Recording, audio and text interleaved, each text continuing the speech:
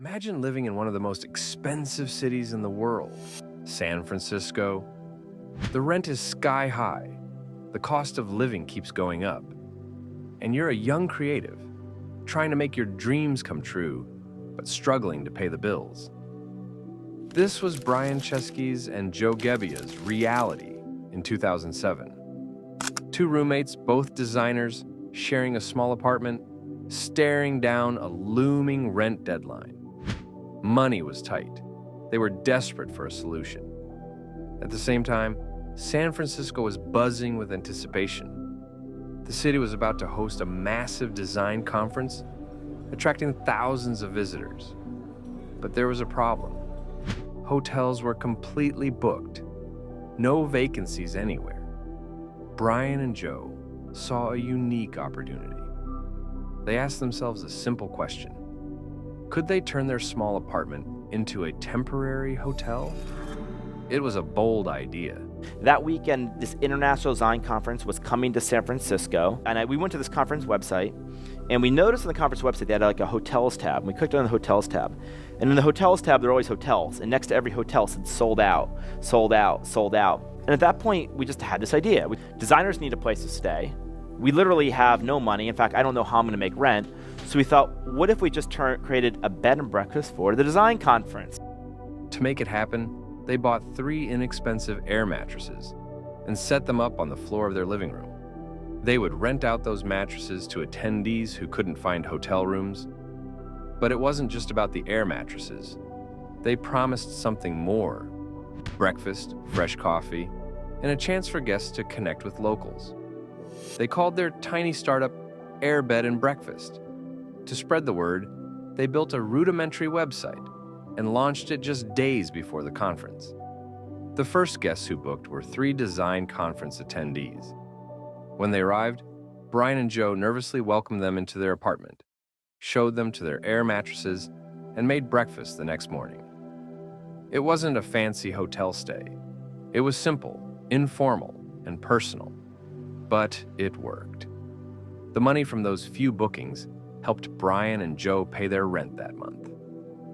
More importantly, the experience sparked a realization. People were open to staying in someone else's home if it felt welcoming and authentic. They began to dream bigger. However, turning that weekend success into a sustainable business wasn't easy. The idea of inviting strangers into your home was radical back then. Most people were skeptical. The concept challenged traditional ideas of travel and hospitality. Brian and Joe tried to grow the business but struggled to attract more users. Even more discouraging, investors repeatedly rejected them. They pitched their idea over and over, only to hear no. Money was running out. Brian and Joe had to get creative to keep Airbnb afloat. In 2008, with the US presidential election dominating the headlines, they decided to capitalize on the moment by selling limited edition cereal boxes themed after the candidates. Obama O's and Captain McCain's cereal boxes were designed, packaged, and sold online and at events. It was quirky. It was unexpected, but it worked. They raised about $30,000, enough to keep the company alive. Around this time, they brought in a third co-founder, Nathan Blecharczyk, a brilliant programmer. Together, the trio worked relentlessly on improving the website, user experience, and the technology that would build trust between hosts and guests.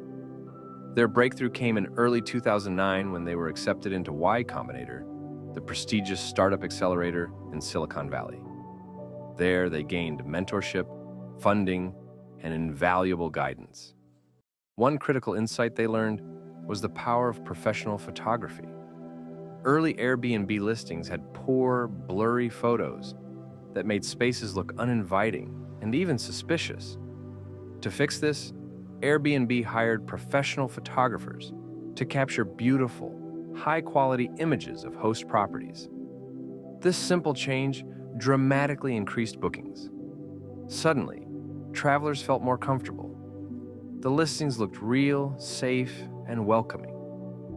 Bookings increased rapidly, first in San Francisco, then across the United States. Airbnb began to grow, but success brought new challenges. The company faced backlash from hotels who saw it as unfair competition.